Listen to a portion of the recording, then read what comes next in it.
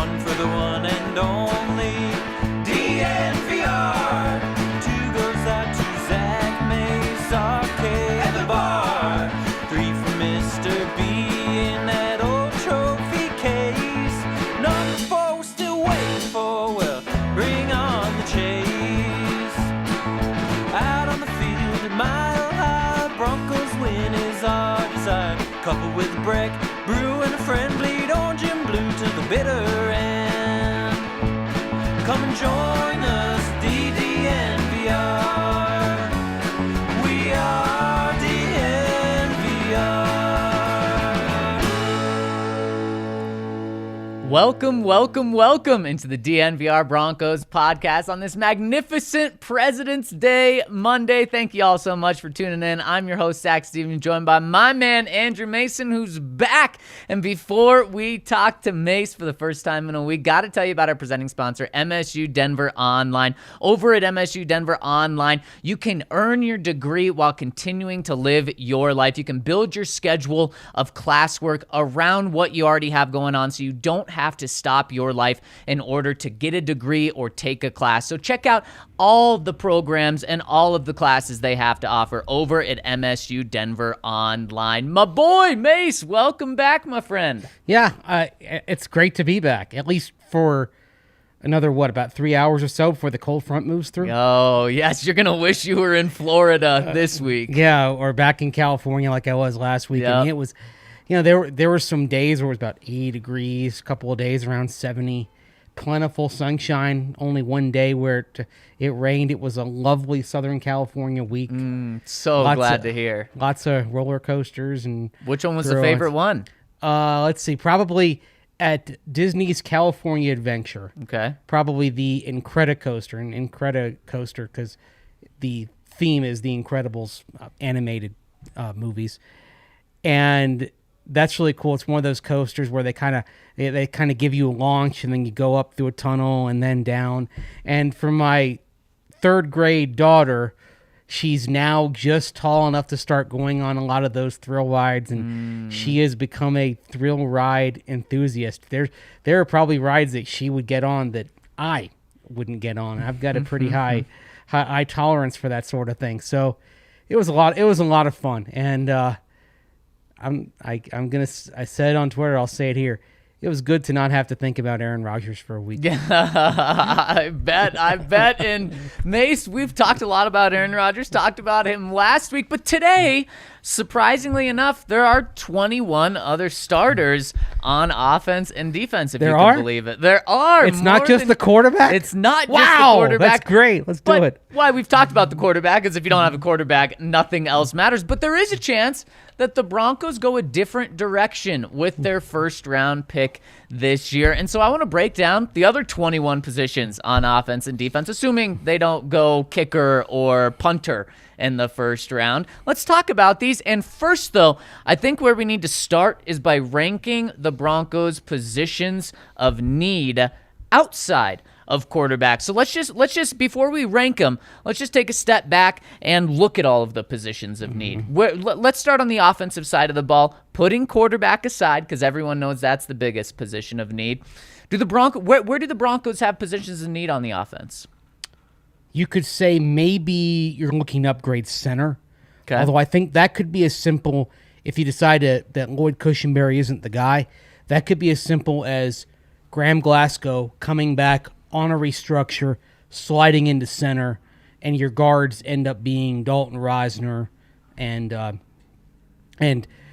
Quinn Miners, or maybe Netani Muti pushes. Mm-hmm. I think that. So I think while that is a need, I think that's one where you've got an easy internal solution, and then I think the next one is, of course, right tackle. Right. And George Paton has given the indication that he wants to solve this for the long term. Bobby Massey was a perfectly cromulent right tackle last year. We talked about him a lot. He had a good season. He dealt with injuries that tend to happen when you're getting to be a 9-10-year veteran, but he was a solid right tackle. But it was just another turn of the turnstile, so to speak. If you're going to solve it long term, it's either free agency or a day 1 or day 2 pick. And please, if the Broncos are going to invest in right tackle, which they need to eventually, please have it be the draft. They've tried in free agency too many times, and the best one was Bobby Massey last year. So if they're going to go sign someone to be a short-term answer, it should 100% be Bobby Massey. Just bring him back for a short-term deal. But that is a position that the Broncos will need to address in the draft at some point. But I agree, Mace, the offensive line has to get better. It has to be better.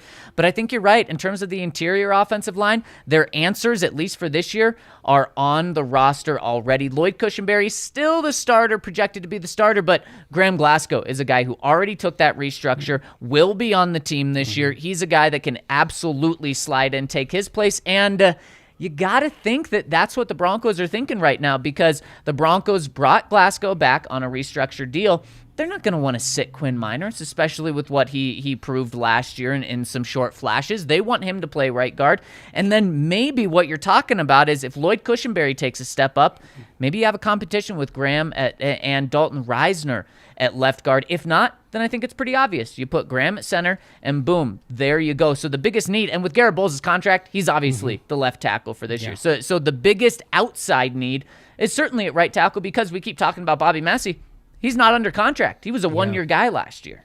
Yeah, and I think maybe Massey is somebody that if you need him, let's say you go through the draft and you don't address right tackle, you can probably bring him back after the draft. You know how there's always a flurry of signings right after the draft takes place because teams weren't able to fill a roster hole with a rookie coming out of those 3 days, and then you just sign him. Bobby Massey's probably still going to be on the market after the draft, so you can just kind of probably kick the can down the road and then see if you're able to address right tackle. Now, again, just because you want to doesn't mean you can, because the draft board may fall a certain way where somebody that you liked doesn't fall to you, or you get unbelievable value. Like you could set, let's say you're sitting there in round 2 with your first of the 2 picks and an edge that you had, say, 15th on your board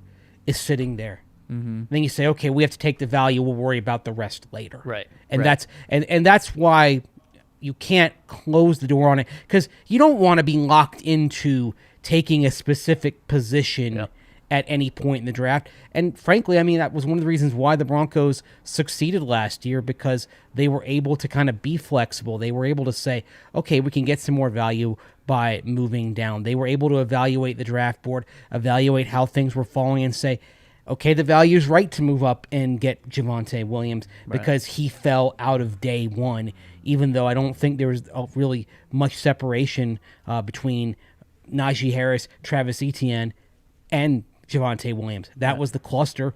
2 of them went in round 1. The Broncos were able to kind of massage how the draft board fell to get him in round 2. So you always want to have that flexibility. But I think if you put a gun to George Paton's head today, he'd get that right tackle probably on day 2. Yep, and that would be good. And like you said, you have Bobby Massey. If not, all right, let's move just outside of the offensive line. Tight ends.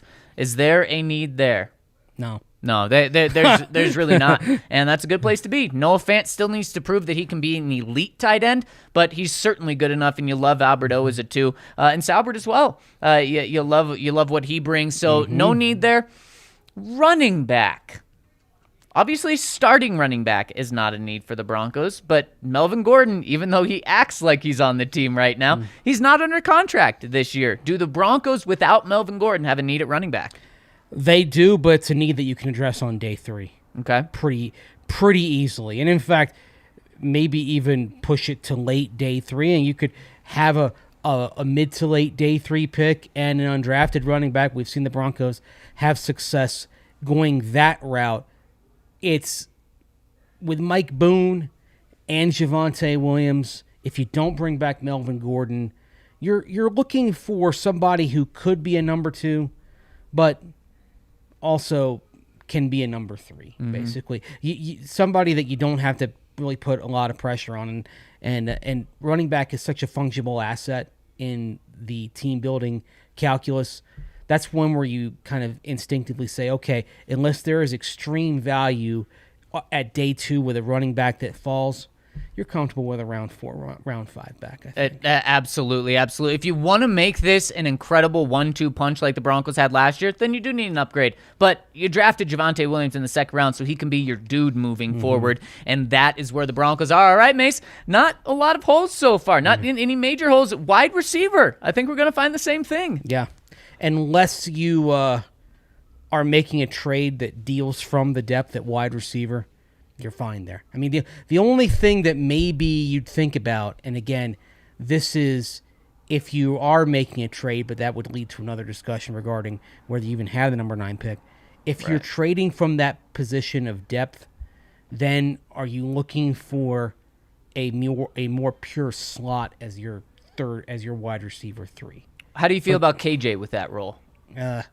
Not the route runner you want. Okay. And also with his knee injury and the hamstring issues, you can't rely on him. If KJ Hamler is a valuable part of the receiving rotation, it's a nice bonus. But you can't sit here on February 21 and say, we know KJ Hamler is going to be a part of this group. After the last 2 years, the injury history, you simply cannot rely on that. If he is healthy and contributes, it's just a nice bonus. Yep. But it's not something. It's basically like a great appetizer. You don't need it for the meal. So, I completely agree. You don't count on KJ, but even if you don't count, if you're not counting on KJ, Mace, the Broncos are fine at wide receiver right now. So it's pretty wild that on the offensive side of the ball, the part of the ball that the Broncos have had so many issues with since Peyton Manning was here, there's more positions that don't have need than there's positions that have need, and that's even including the quarterback position. The Broncos are in a good spot on offense outside of the quarterback position, which is why the Broncos have been in such a bad spot since Peyton was here, because they haven't had that quarterback. Other than that, Mrs. Lincoln, how would you like to play? Oh, That's basically what you're at here. I mean, you got all this, but the big thing in neon lights, right? And that's why it's queued up so much discussion. But as we'll get into, and the kind of theme of this podcast is going to be, there's a universe where the Broncos not only don't trade for an elite quarterback, but don't pick a quarterback round 1. Yes, very viable. Absolutely. And so let's flip to the defensive side of the ball, where that's been the strongest part of the Broncos, even since Peyton Manning, or even when Peyton Manning was here in 2015 and parts of 2014 as well. And get to that. And really quick, want to ask everyone who's tuning in live to make sure you're watching us on YouTube. That's where you can get in on the live chat. And also hit us with a thumbs up, please. Subscribe to our channel. It all really helps us, and we really appreciate that. And of course, when you are tuning in live, drop into the comment section. Say hello. We want to get to some of those comments in the third section. Mace, let's jump to the defensive side, and I think it's a different story. I think we're going to be talking about how there's more positions of need than no positions of need on the defensive side of the ball. And let's start up front with the big boys. Defensive line. How do the Broncos' positions of need stack up here? It's a secondary need, not a primary need. Yep. Because maybe you do move on from Mike Purcell and just clear a little bit of space contract-wise. But if you're looking for a nose, you're looking for somebody that you can find probably late day 2, early day 3. And you might even have an internal option by seeing if McTelvin Agim can handle a little more of that role. Certainly, he's going to be part of the rotation. And yeah, he's not a pure nose, but you might want to get a little bit more oomph, as Vic Fangio might have said, in the pass rush, and he could provide that. So I do think it's an interesting conversation if, say, you want to talk about Trayvon Walker out of Georgia, who's 275 pounds, and you look at him and say, okay, he can be an edge, he can be he can be a 5-tech on the defensive line. You don't really want him as an edge at 275. You want him on the D line, but also you might want him to bulk up a little bit. So you could find ways for Trayvon Walker to play, but he might not be starting for you right away just based on having Draymond Jones and Shelby Harris up front. Yeah, I think obviously Draymond and Shelby are your two starters that you really like, you're counting on. You really hope that Draymond continues to take the steps that he took at the end of last year to turn into a legitimate force on the defensive line, and you know who you have in Shelby Harris. But Mike Purcell, like you said with KJ Hamler, if he comes out and plays this whole year, that's a cherry on top. I don't think you can count on him. Macy started half the games the past 2 seasons because of injuries that he's had to suffer and battle through. So that's a guy, he's a cherry on top. You need to kind of address that defensive nose tackle. But like you said, that may be the least, the smallest investment that you have to make of any starter position. Right. I mean, you're talking about 40% of the snaps, right? Yep. Maybe being generous some games Yep. by saying 40% of the snaps. Now, we're going to probably maybe get a little bit of an idea this week what Ejiro Evero is thinking in terms of his plans for the defensive line. Yep.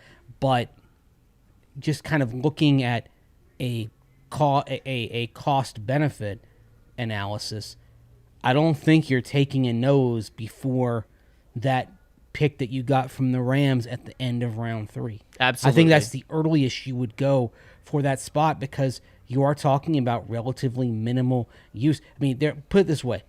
There's not a Vita Vea in this draft. Vita Vea, who is somebody you'd put on the inside, but is so dominant that you would get your use out of him. There just isn't that guy in this year's class. Right. That is 330, 340 that would play that many downs, so you can't rationalize a high pick on a nose tackle, or even, like I said, you get down to pick 96 from the Rams before you even think about it, and more likely, kind of like third-team running back, you're talking about day 3. Yeah, and so you're talking about a need but not a pressing one. At linebacker, inside and outside, there is a need here, specifically, Mace, outside linebacker, and we heard George Paton tell DenverBroncos.com a few weeks ago that the Broncos will address outside linebacker. Yeah. Doesn't mean they're going to have a huge investment, but should they?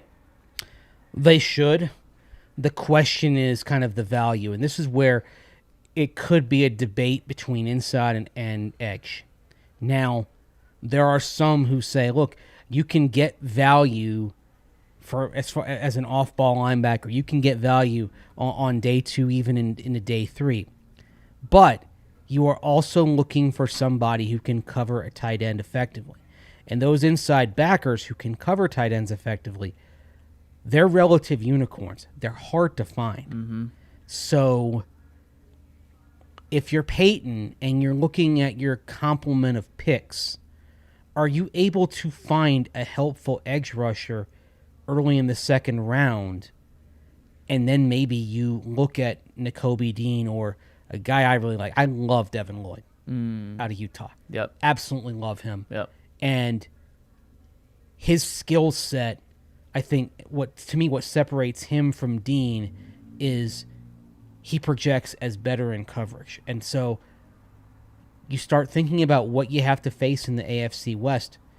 You're facing Travis Kelce, like Darren Waller, of course, with the Raiders. The Chargers always have tight ends that they target, even though they've kind of gone through a little bit of a shuffle here in the last few years.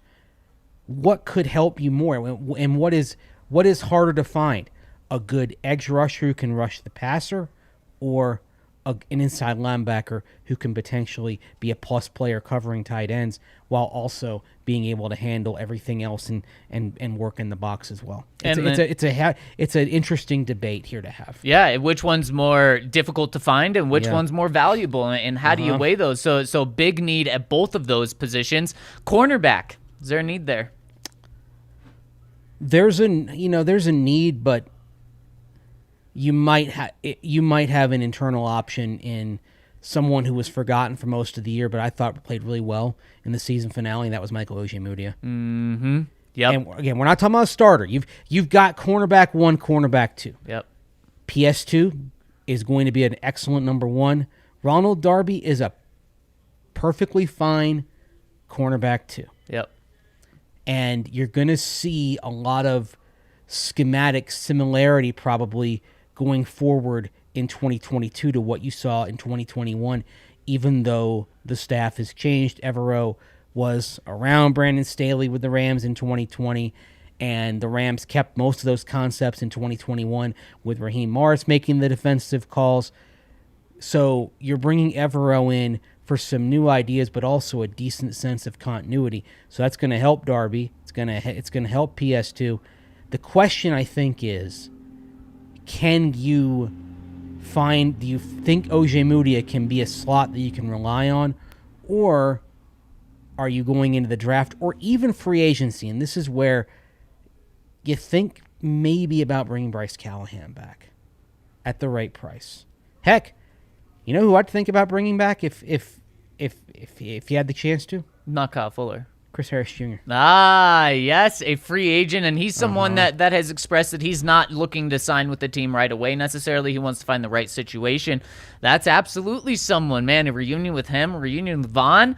Now we're talking the 2015 Broncos defense. Chris would cost a lot less. He certainly would. I totally agree with you there. And so, again, the Broncos have a need at cornerback, but not a pressing one. And final one here, safety. And remember, for this one, the Broncos, Kareem Jackson is a free agent. So that dynamic duo that the Broncos had with Justin Simmons and Kareem Jackson could come to an end this year. Yeah, and this is where you were probably leaning on the progress of Caden Stearns. Mm-hmm. I think it's a need maybe you talk about a year from now if Caden Stearns doesn't progress, but I would be shocked if Stearns isn't the week 1 starter. The only way he's not the week 1 starter is if things come together to bring K-Jack back. Right. And that could happen. I mean, but I'm not sure it happens in a universe where the Broncos still have the number 9 pick. If the Broncos trade that for a high-level quarterback, right, then I think you could see K-Jack take a well below market value deal to be on board that train. Right. And if not, we got to remember last year George Paton cut Kareem Jackson, brought him back for half the money, and I just can't get that quote out of my mind about Vic Fangio saying Kareem Jackson is one of his favorite players of all time.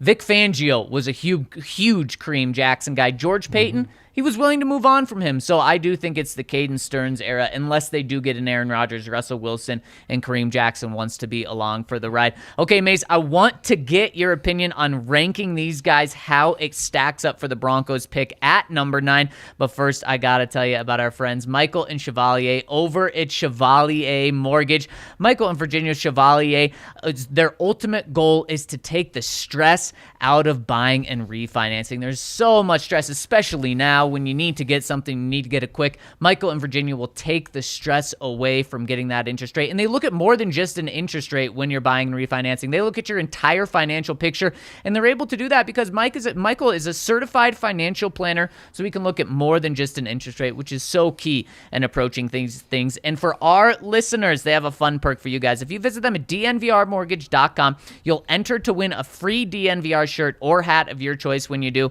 and you'll get set up with a free consultation by visiting them over at DNVRmortgage.com. That's Michael and Virginia Chevalier over at Chevalier Mortgage. Check them out at DNVRmortgage.com. Michael Chevalier, NMLS 1931006. Virginia Chevalier, NMLS 1910631. Also want to tell you about us here at DNVR.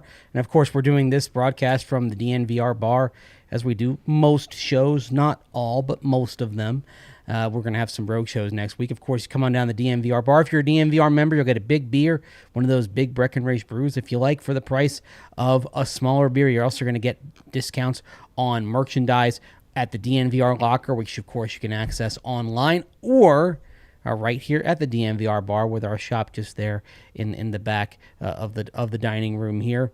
We've got watch parties going on. Of course, the NBA All-Star break has come and gone. The Nuggets will be kicking it back up. We've got the Avs going on. The Rapids, of course, had a watch party last week for their game in the CONCACAF Champions League, and they're going to be at it again later on this week. So there's always plenty of stuff going on at the DNVR Bar and plenty to be a part of. If you're a member, of course, I mentioned the discounts on merchandise. I mentioned the big beer for a price of a small beer. You also get to read all the content that we pump out here at DNVR on the Denver Pro Sports teams, plus CSU, plus CU. So check all that out. Plenty of perks to becoming a member of DNVR, so subscribe today. And also, when you're here stopping by the bar, you're probably going to get yourself a Breckenridge Brewery, and they are delicious. You can't go wrong. And right now, this week, it is every single type of weather for Breckenridge Brewery. You can get a Strawberry Sky. Then later this week, you can go Hot Peak IPA. When it gets really cold, that will help warm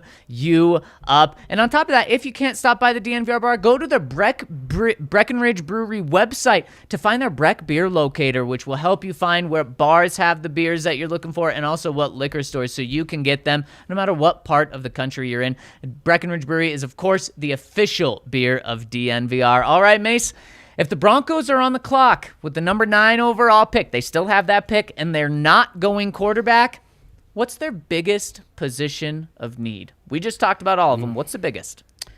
As of today, the biggest position of need is edge rusher. And it's not just because what you got from Malik Reed and Jonathan Cooper, Stephen Weatherly was just okay. There were some flashes.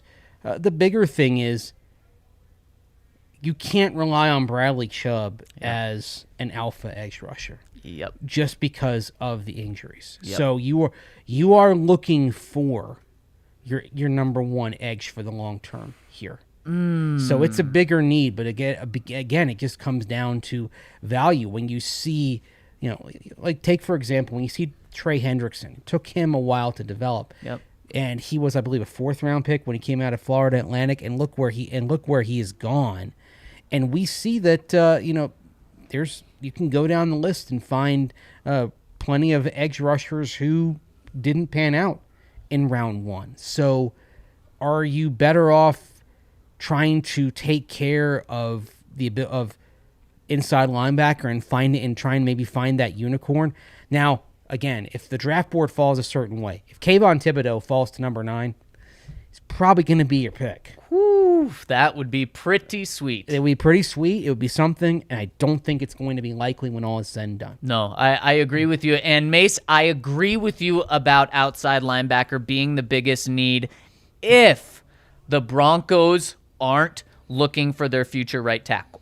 And this is a big if, because if the Broncos get Aaron Rodgers, if they get a Kirk Cousins or a quarterback that can help them win right now, well, then what do you want to do at right tackle? You want to give that quarterback you have the best chance to win right now, which is not going a rookie right tackle. It's by going with Bobby Massey. But if the Broncos, let's say they look at this and they say, we're rebuilding, I think right tackle becomes the biggest need for the Broncos moving forward, because left tackle isn't necessarily set for the future. It's set for this year because of Garrett Bowles' contract. He's going to be here. But I think you go right tackle with being the biggest need. But if not, then it is outside linebacker. And like you said, it's not because of the supporting cast the Broncos have. The supporting cast, if Bradley Chubb was living up to the number 5 overall pick, that supporting cast would be good enough to be at least an average defense. I love what I saw from Jonathan Cooper. But you know what? Jonathan Cooper, Malik Reed, they're not a number 1. And right now, Bradley Chubb is not a number 1, and you can't count on him being a number 1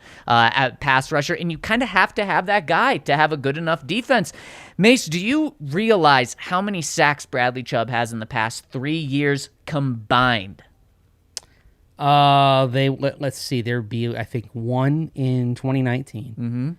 And was it 7.5 in 2020? And none last year, so 8.5. 8.5 sacks in 3 years. Now, he's missed a lot of time, but well, of course, but that plays into the equation right, too. But he's still. I mean, I'm just going to spitball it here because I don't have it in front of me.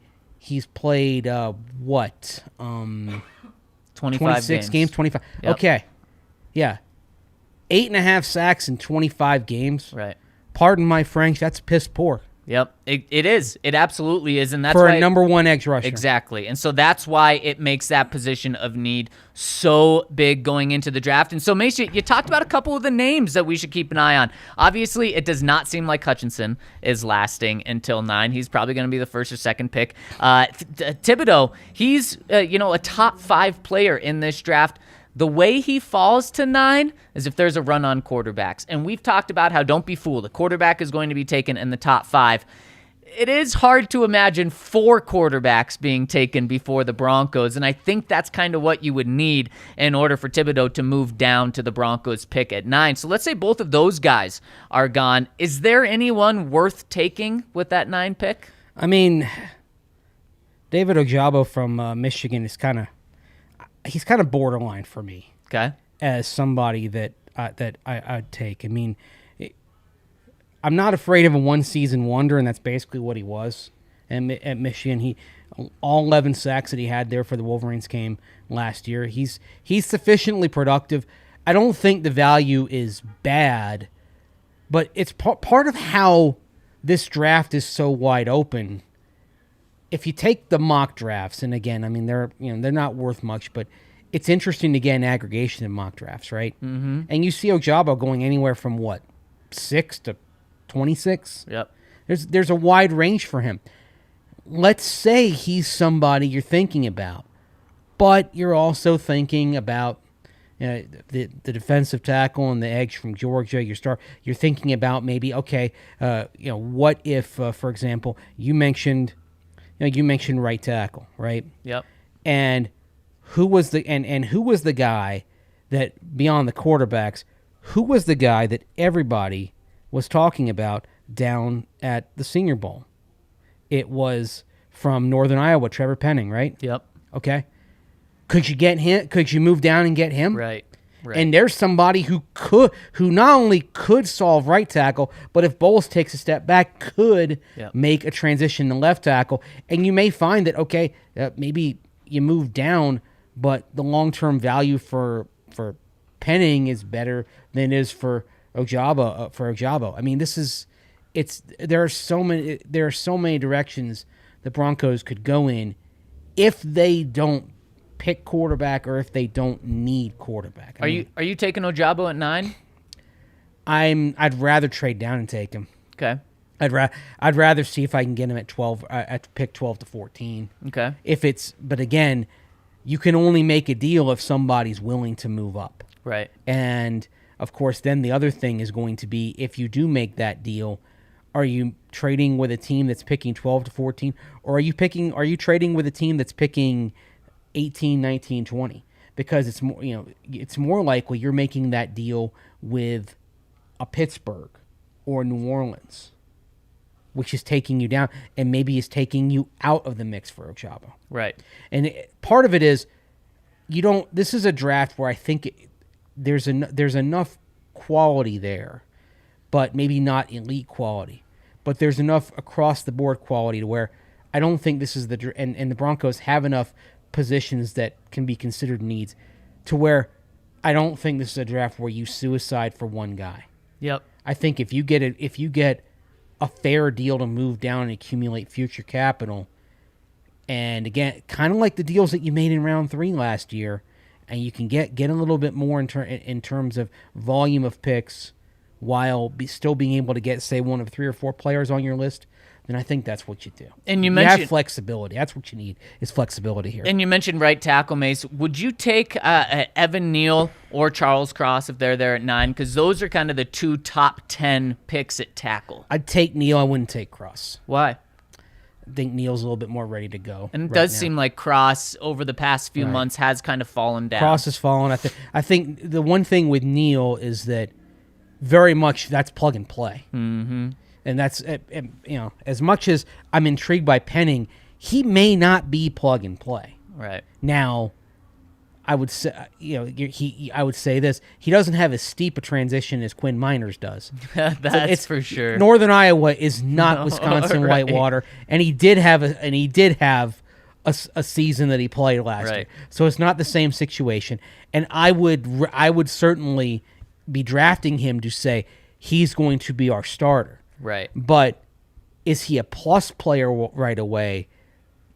That you don't know just yet, even though in terms of the power that he displays, there's a lot he has in common, with Miners inside, Penning outside. In terms of the way that the drive they have off the snap, they have a lot in common. If you liked Miners, you're going to like Penning. Right. Right?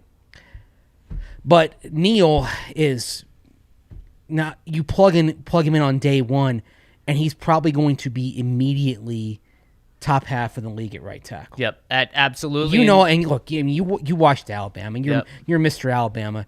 I'm not telling you anything you don't Right. already know Right. about him.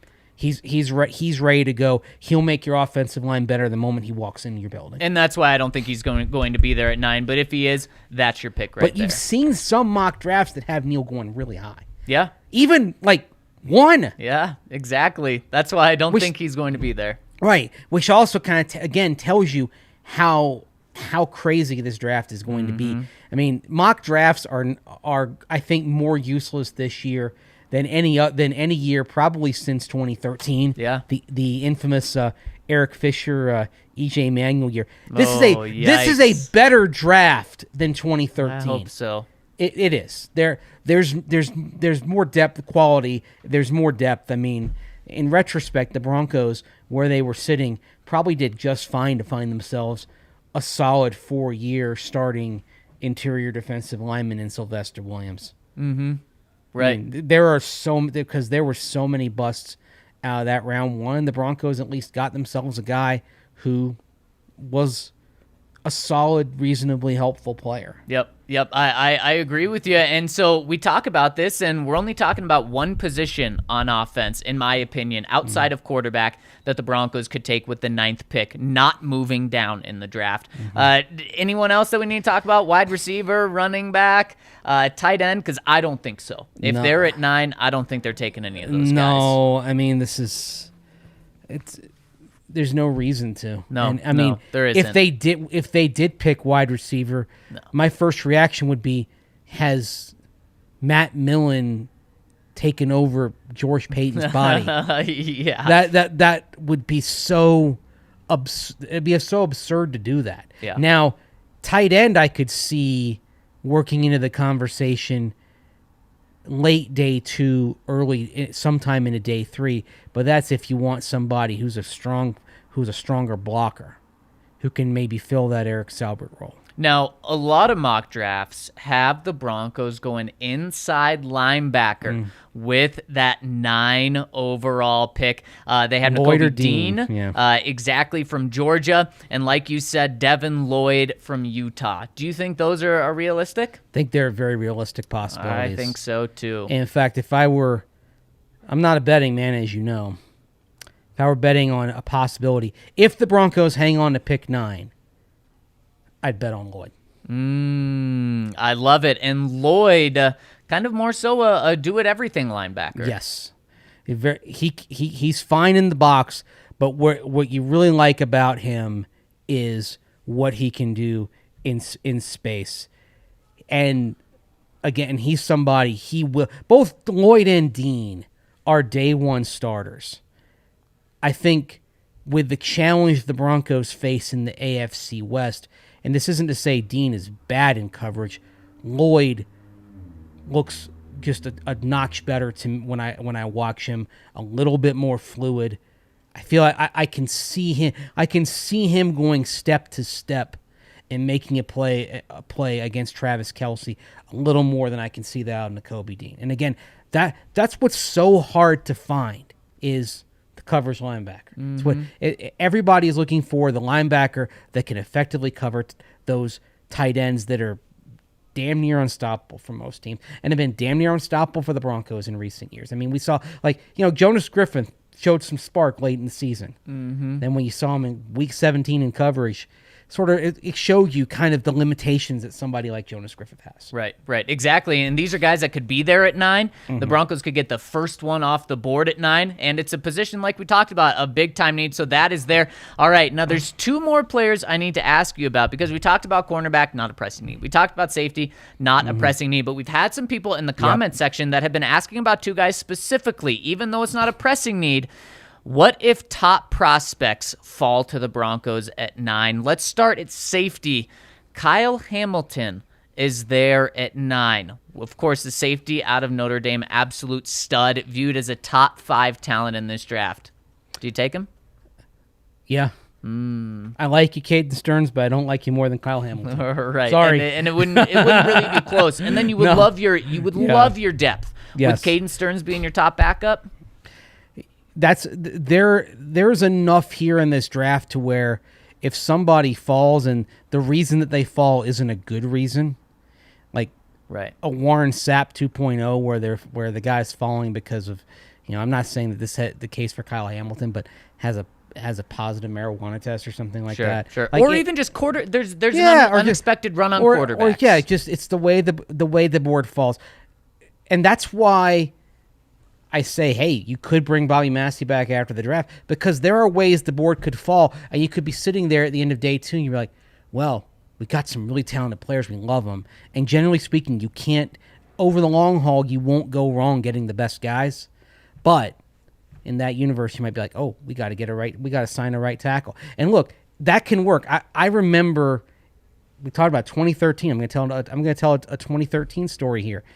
The Broncos went into that draft wanting to go edge round 1. Mm-hmm. In the end, the value wasn't there. They picked Sylvester Williams. The next day, they've got Sean Phillips in the building, and they sign him. Sean Phillips had a pretty good season, a 10-sack season for the Broncos in that 1 year in 2013. And so, but that's the kind of flexibility you need to have.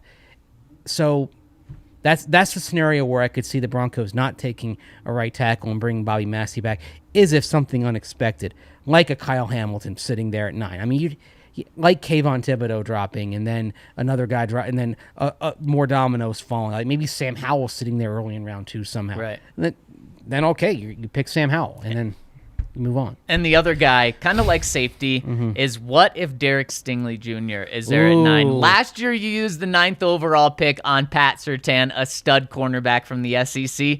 What if you paired him with another stud cornerback from the SEC with back-to-back 9 picks? Would you be open to that? Well,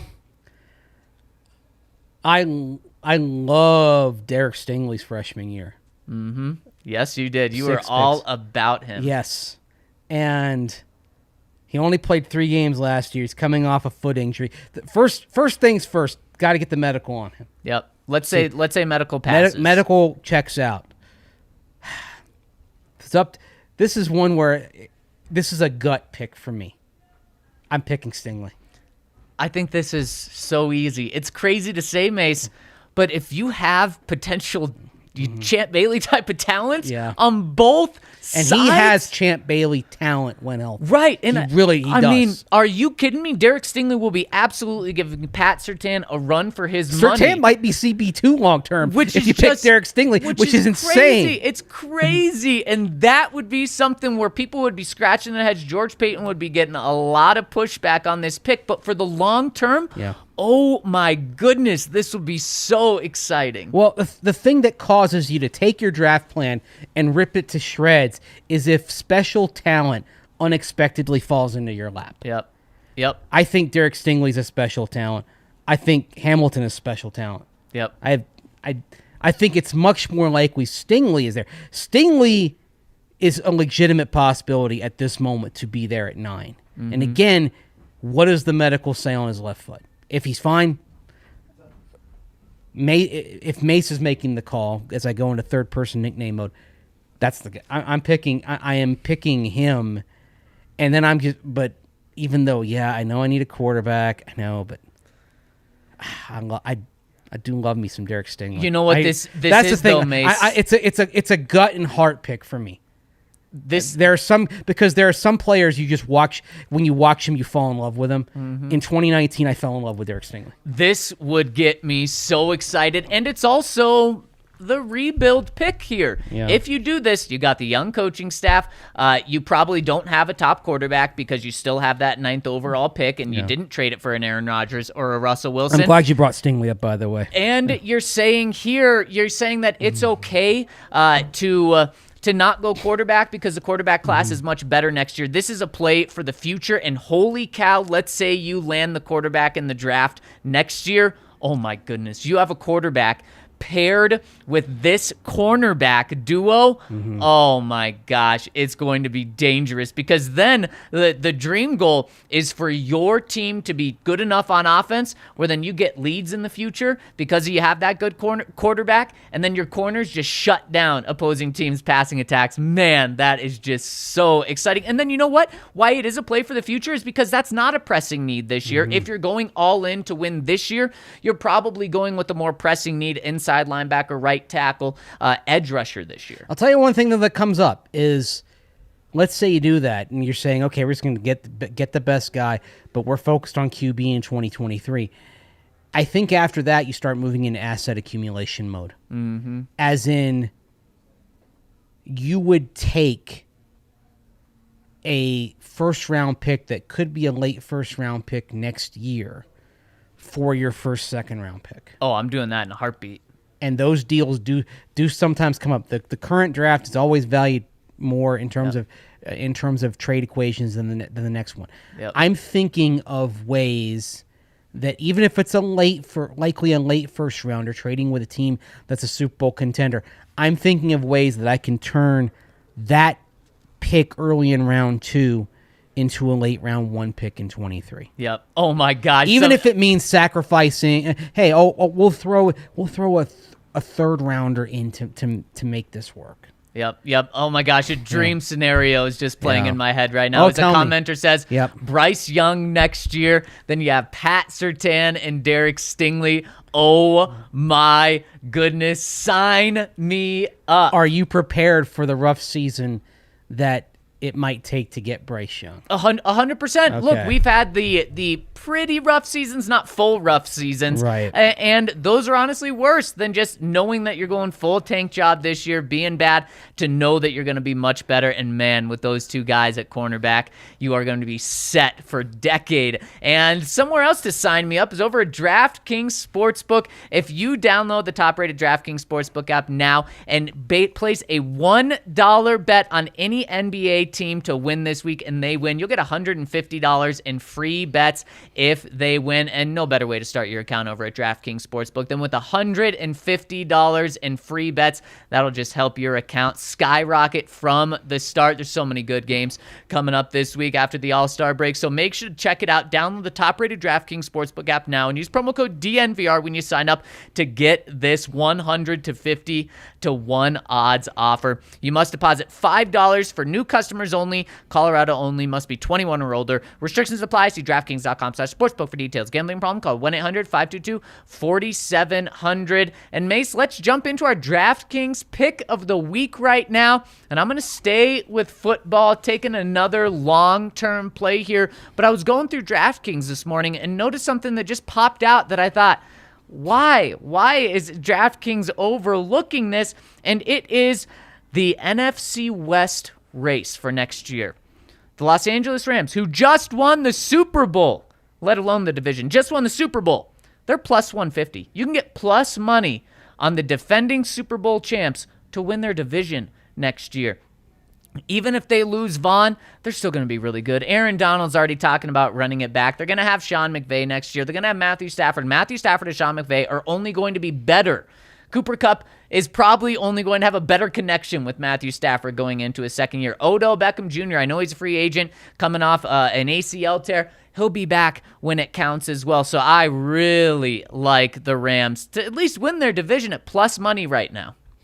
That's a solid pick. I mean, the one thing I would say is, what was the Rams' record? 12-5. Mm-hmm. Yeah, I mean, they were 4th seed. They weren't exactly a world-beating team, right? And hey, to their credit, they won the close games in the playoffs. Four playoff wins. 3 of them were nip and tuck, 1-score games. Mm-hmm. Good for them. I think. I don't know that the Rams are a juggernaut. I think they're a very good team. Would not surprise me if they're back in the Super Bowl again, but they're not a juggernaut. That's fair. All they have to do is win their division. But like you said, plus odds. Right. It's the value play here. Right. So what are you going with? You got a value play? I don't have a value play. I'm having a bet against my team play. Of course. North Carolina 9.5 point favorites tonight against Louisville. and I pronounced it correctly, by the way. You got to. I think you take Louisville there. Okay. As an underdog going into Chapel Hill. Especially, one thing I will say is, if you watched any of the, I doubt you watched Carolina Virginia Tech on Saturday, but if you did, what you saw is Carolina, not a very deep team. One of the failings of Hubert Davis this year. He's had some injuries, but he hasn't really developed the bench like Roy Williams used to, and that team looked gassed throughout the second half and hung on really kind of by the skin of its teeth against the Hokies there in Blacksburg. It was a big win for them, a quad one win that they needed, but having to turn around about 52 hours later, play Louisville, I think this could be a tougher than expected night for the Tar Heels. Okay, there we go. And if you lose your bet, you win in your heart. So I like that play for you. Yeah. I mean, now I guess kind of the ideal thing for me would be Carolina failing to cover and still winning straight up. Mm-hmm. Then you get the best of all worlds. But go. I look at that 9.5 and I'm like, this one might be another knockdown drag out. And they played a knockdown drag out game in Louisville earlier. Was it late last month, earlier this month? I think it was on February 1st, if I'm not mistaken.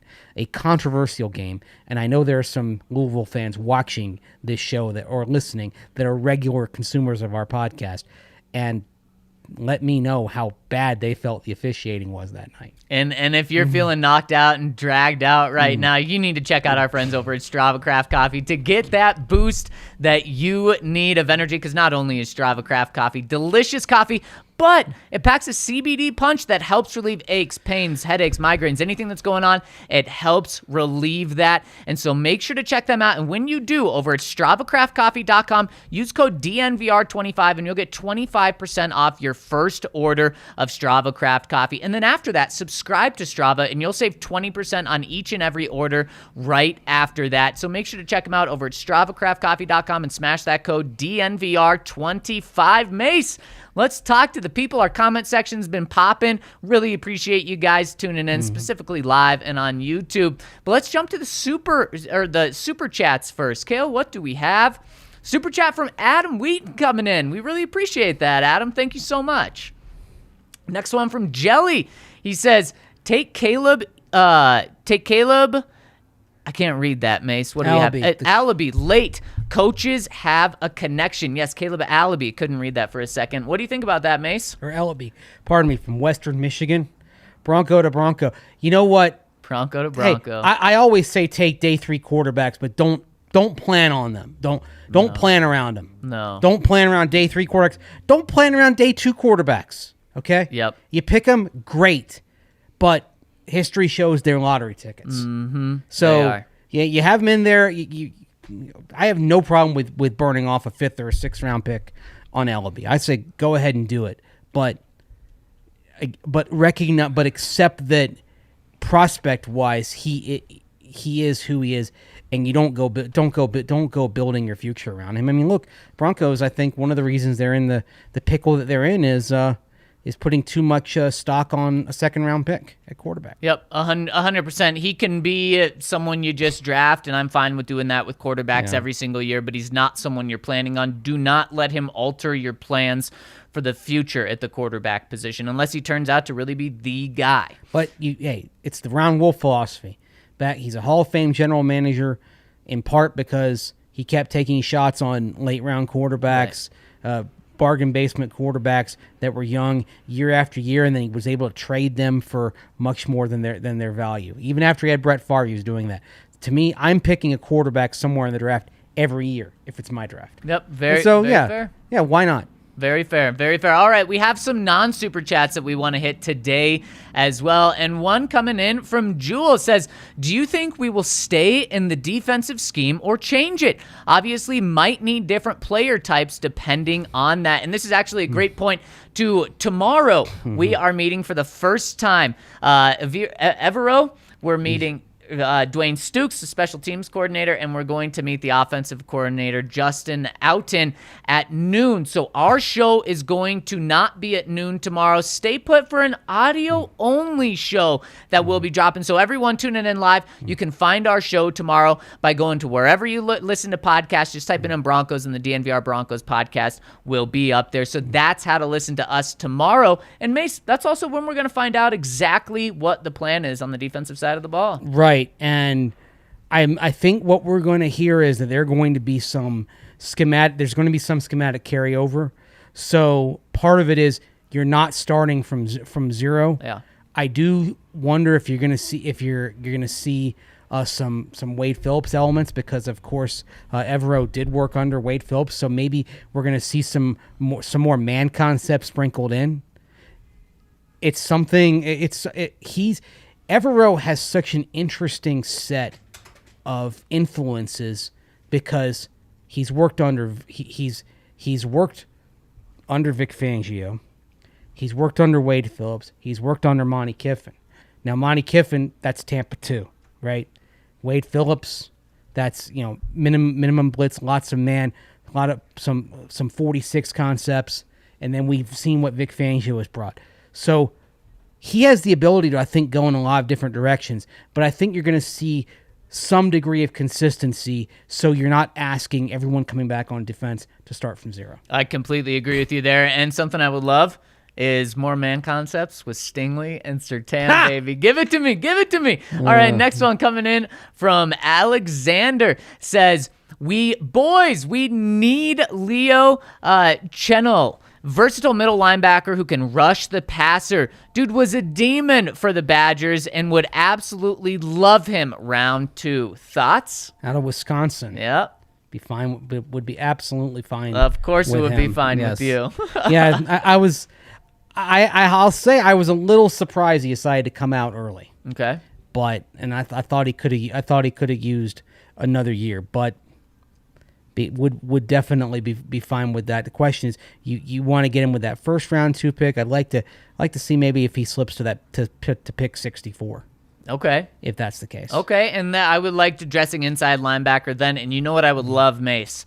But he's a hitter. I mean, he's very much kind of he's a thumper type of linebacker. Yeah, and is that what the Broncos need? He's not going to be a wizard in coverage. He's going to be somebody who's going to provide a lot of pop. Yeah, that's up front. Not what the Broncos need. Broncos on pop. They got Josie Jewell, Alexander Johnson. But he's got some pass rush ability too. Yep, and that is something to provide, especially if they don't address edge right away. And that's the thing that kind of jumps out to you is he can definitely if you're going to drop your edge and you're going to rush from the inside linebacker spot, Chenal can certainly provide that, and excellent against the run. Okay, you know what? I'm okay with him if they get Derek Stingley round 1 and Pat Surtain paired up with him. There we go, baby. Yep. All right, Mace, let's jump into our comment section Yeah. from our subscribers and our members and get to the couple comments that we have. The first one coming in from the chat says, my boys, it is starting to look like Ron and Russ won't be coming to Denver, so plan B is most likely.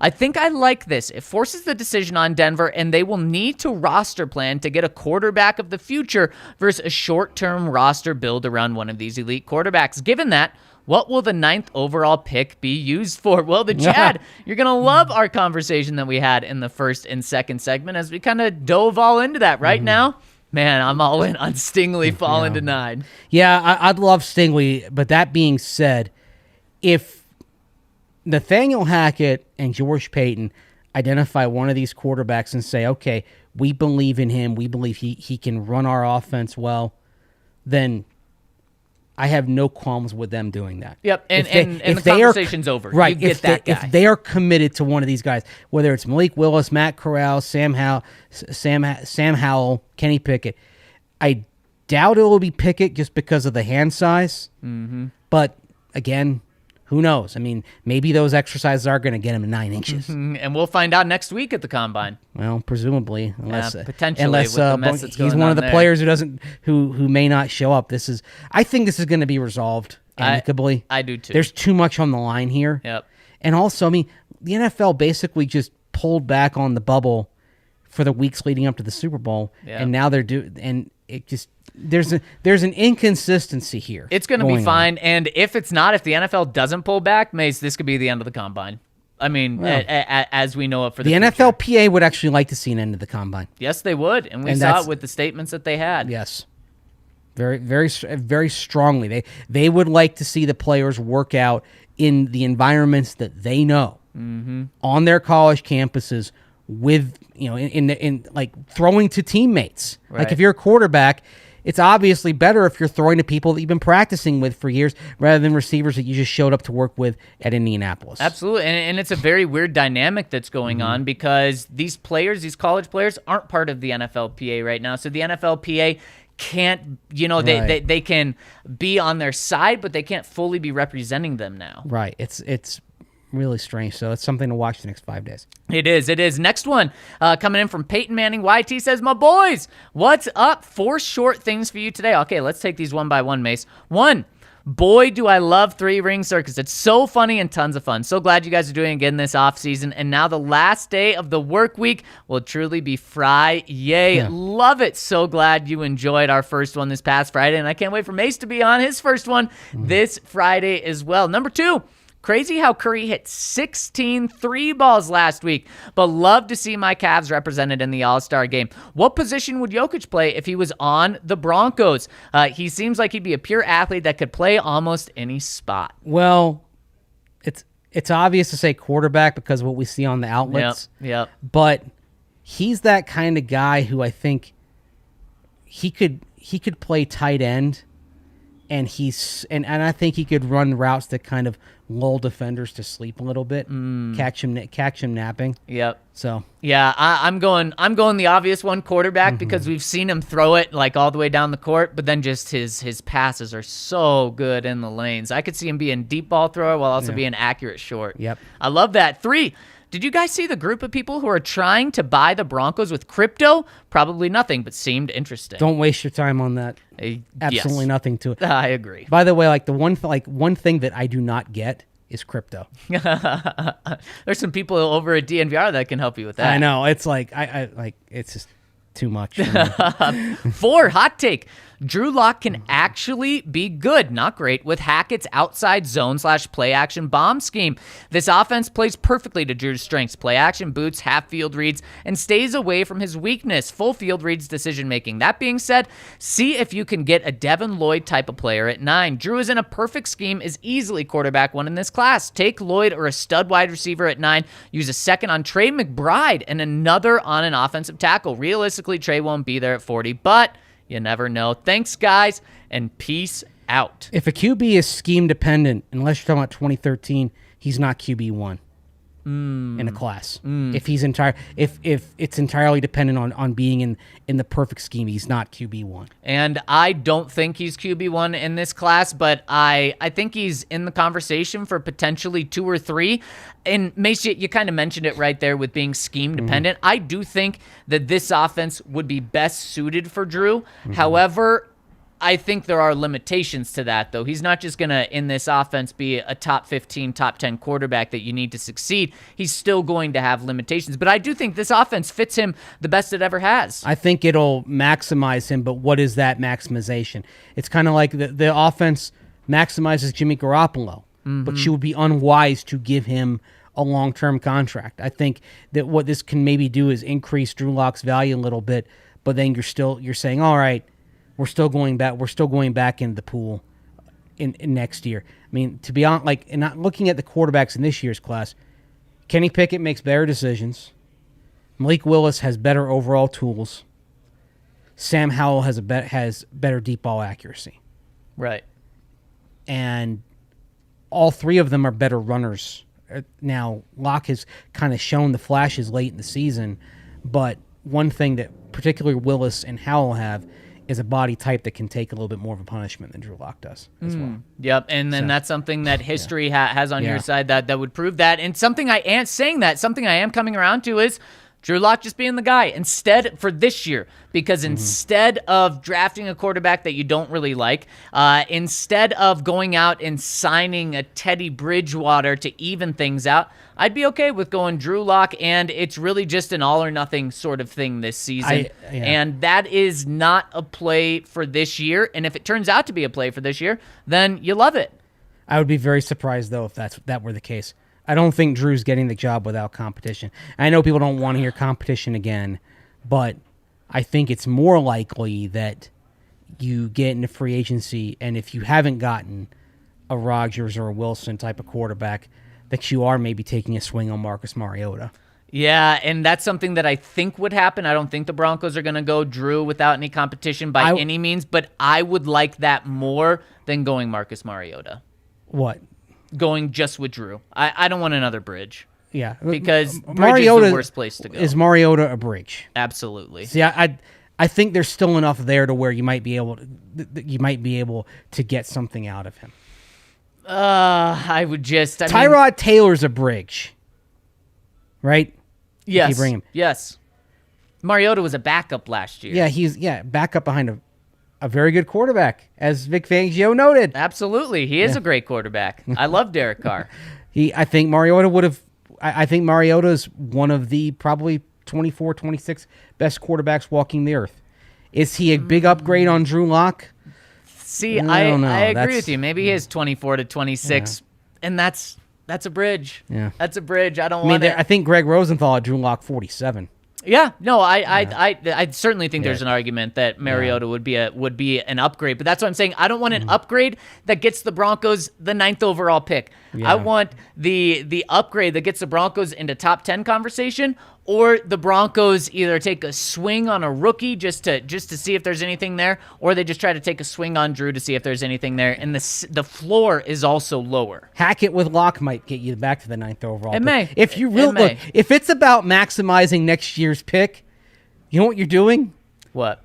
Brett Rippon, baby. And I don't think that will be the case, but we'll certainly Brett be here Rippon for it. plus you just for giggles, you take a Desmond Ridder at the end of round 2 or in round 3. Oh, maybe. Yeah, Man, that would be something. And or Ellaby. It's been something being on this podcast with you. Like I said, tomorrow we're going to be audio only, so make sure to tune in where you find podcasts, and we'll be back live on Wednesday to break down our conversation that we're going to have with the Broncos, all 3 coordinators tomorrow. Thank you all so much for tuning in today. We really appreciate it. Hit us with a thumbs up before you get out of here.